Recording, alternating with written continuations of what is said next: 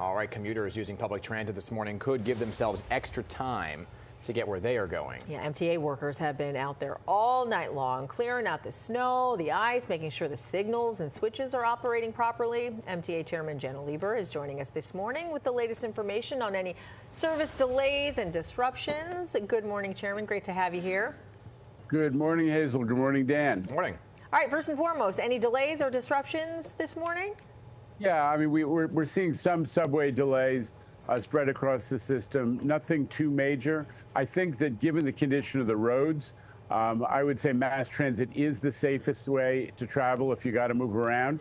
But we did a lot of work overnight. Hundreds of people out all through the night working to make sure that, everything got de-iced, especially the switches and the third rail. We have 700 buses that have chains on their tires. We have, shoveled all those platforms, those outside elevated platforms. And if you were traveling yesterday, you saw all that de-icing salt and snow melt on the stairs around the system. So we were ready.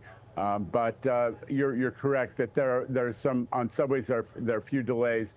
And on Long Island Railroad, we're seeing a couple delays, but everything is operating, and that's where we want to be. Yeah, that's certainly a good thing, right? And the snow is one thing, but the freezing temperatures, as you're mentioning, with some of the salt and the de-icing, is not going anywhere anytime soon. So there's 200 miles or more of outdoor tracks, right? So how much of the problem do you anticipate there being when the temperatures get this low in the next couple days? Really good point, Dan. We're not out of the woods. The Arctic temperatures that are coming this week put us at risk of, ice conditions all throughout the system. So the subway system and the buses are not exempt. So we are preparing to continue to aggressively monitor those conditions, whether they're on the customer areas or on the rails, because icing of a switch or of a third rail can impact on service. So we're going to continue to be all over it. As I said, hundreds and hundreds of people out there, all the equipment that's pre-positioned. I don't want to get into specifics, but we have a ton of technical de-icing equipment for our system. We're on it, and your viewers should know that, again, mass transit, if you have to move around, is definitely going to be the safest way to go, given the icing conditions on the roadways. Yeah, I know you said the buses all have the chains on the tires. How do you keep track of their issues? Especially, with it so cold, the engines could run down. A lot of issues. Yeah, it's good. We do have a really good GPS and a bus locational management system. So as soon as it's not just the radio, as soon as a bus starts to be in the wrong spot or delayed, we're aware of it and we can dispatch crews.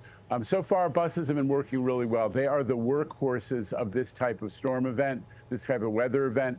And they're all moving around pretty well.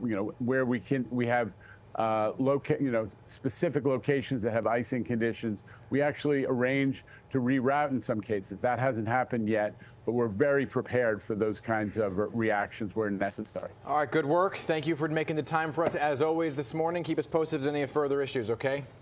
You bet. Thank you, Dan. Thank you, Hazel. Oh, thank you.